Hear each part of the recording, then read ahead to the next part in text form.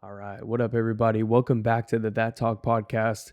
We did take a break for a while, but we're getting back and consistent. I explained it in the last episode why I feel like I needed a mental break for not only myself, for my family, but for you guys, and to be able to deliver the best possible messages with a clear mind, not only for you, but for myself, and also be able to feel good about what I'm talking about, what I'm delivering, and make sure that I'm bringing value. So today, I actually reached out on my Instagram to ask about some podcast topics, and this came from my boy Tyler Hoagman, and he said, "How do you have healthy coping mechanisms during adversity and healthy, habits on when you're hitting adversity?" And instead of coming up with a bunch of random stories, I just went ahead and I came up with 3 steps on how to deal with adversity in a healthy way.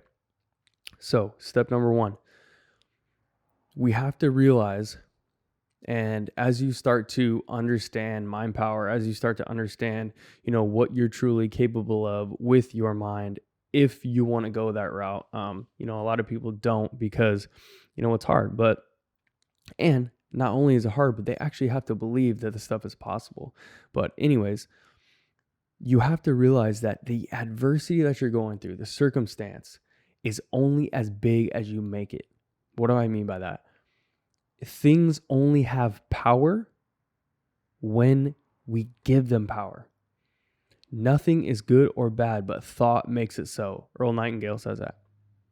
Nothing is good or bad, but thought makes it so. Perspective makes it good or bad, right? So you have to figure out, is there a possible opportunity in your adversity? But if you sit back and you just look up like this adversity is just standing over you like a big bully and there's nothing you can do about it, of course you're going to be sad. Of course you're going to be upset. Of course you're going to be depressed. Of course you're just going to sit around and do nothing because you feel powerless. But if you shift your perspective and you understand and actually figure out, is there an underlying thing here for me to discover? Is there, is there an opportunity for me to grow? Is there an opportunity for me to actually better my life in this adversity? You're not the first person that's ever gotten fired from a job. And if you get fired from your job, is this a sign that you need to be doing something else? But what do? We give the adversity the power, we panic, and we go, oh my God, I need to find another job. I need to find it. You probably do. Not a lot of us can go without working. But instead of going into some bullshit thing, something else that you hate, why not sit back and go, yo, maybe it's time to bust open the books and start over and start fresh and start clean and do something that I actually like to do. We spend 80% of our lives at work. Wouldn't you actually want to do something you enjoy doing? Because at the end of the day, work is life. Not a lot of people have the luxury to not work or to do something that they love to do and have their time freedom. So if you're going to spend your time doing something, why not actually like it, right? So find the underlying positives in your adversity is where I'm going with this.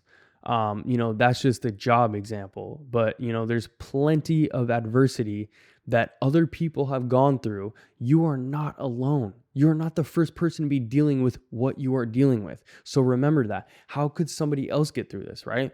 Because if you can find proof, and that's what we do, if you can find proof that something negative or positive has happened in this similar situation with somebody else, you can find a way out of it. So find a positive reinforcement for you so that the adversity does not have the power, you have the power. Step 2, or tip 2, or whatever. 2, keep the end goal in mind. And what do I mean by this? So, I use the job example, but what if you lose your job, but the job was never the goal in the first place, right? The end goal was something completely different, but you use the job to leverage money or to leverage an opportunity or to leverage, maybe you had a mentor at that job, whatever that may be. Keep the end goal in mind. A lot of us don't like to take risks because we don't like the uncertainty in the risk. But I talked about this before on Instagram. What if there is, and there is, I always like to say this because I like to ask question, what if there is, but there is, no matter what way you look at it, a way to combat the uncertainty is having a vision and having the end goal in mind.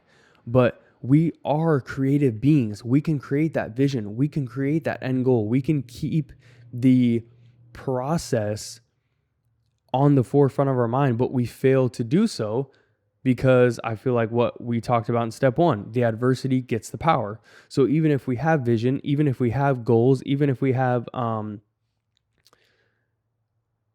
clear picture of what we actually want, when we hit the adversity, we lose track of it. When in all reality, you have to keep it in mind. That is what gets rid of the uncertainty. And, when people talk about security, you graduate, you go to college, you get a job, you buy a house, all these things are already planned out for us. The quote unquote American dream has a game plan that you can execute if you follow these steps. But when you create something for yourself that may never been done before in your family, may never been done before in your circle, may never been done before by anyone around you, there's no game plan, no blueprint to follow. So that's why we get confused. That's why we want to quit, because we don't know where the next check's coming from. We don't know what the next step is. We don't know what is going to happen. Okay? So the only way, again, to get around this or to even be sane through it is you have to keep the end goal in mind. That is what's going to stop the confusion. That is what's going to give you relief from the anxiety of uncertainty. Keeping the vision. Because when the vision is clear, you can follow the blueprint and you can follow the plan, the one that you made up. Okay? Number 3. I talked about this on IG again. I feel like, I'm starting to gain a little bit of understanding of how my story is going to go and the principles that I want to use. And it's the story. I talked about this in a previous podcast about the running story that goes through your head every day. But this one, I want to talk about with adversity, how the story ends, right? So say you're writing a book, and like we learned in elementary school, a book has a climax, okay? The climax is the adversity. Nobody watches movies that doesn't have some sort of action that the hero had to get over, right? So why would you want to read your own story if you had adversity and you got defeated and quit? The movie or the book would be over. So you get to decide how your story ends. You're writing your book every day. Would you want to read a story like this? You hit some adversity and you talk about exactly what that adversity is, and that was it. You quit, you folded, and you moved on with your life. You wouldn't want to read that book. You wouldn't want to watch that movie. What would that look like? Okay? So, or you can tell the story as inspiration. The people that we look up to, and I've said this before, we are not connected by our results or our success. We think we are because we can be in rooms with people that have the same shit that we have, but we are actually connected by our adversity and our pain. The shit that we've been through, the shit that we have overcome, that's what connects us. That's what makes people feel us. So when you have a book or have a movie or tell a story, people are going to feel that pain. That's when your story is going to want to be heard, is when you got to the pain, you got to the adversity, you got to the fire, and you fucking blazed through it. Not that you folded and fucking gave up. Nobody hears that story. Those are the books that get in the movies that get tossed in the trash. Keep going. Keep the end goal in mind. Remember that you actually get to determine how the story ends. You have that power. So look, these all relate. You get to decide how the story ends because you have the power. Correlates with step 1. Stop giving the adversity the power because you haven't, right? Step 1. So again, I just want to go over these real quick. Step 1, stop giving the adversity the power. It is only as big as you make it, okay? Step 2, keep the end goal in mind. You want to get rid of the uncertainty. You want to get rid of the confusion. You want to get rid of the anxiety and the stress. The only way to do so is to know where you're going, to keep the vision and to keep the clear mental picture of what it is you want and what it's going to feel like when you get there. Like the feeling is just as important as envisioning it and seeing it and writing it down. The feeling is just as important. So feeling it, mentally seeing it, writing it down, all these steps on getting and working every single day to make sure that the end goal stays clear. And 3, you get to decide how the story ends. Goes back to having power. Okay? Write the story and the movie and the book that you would want to read.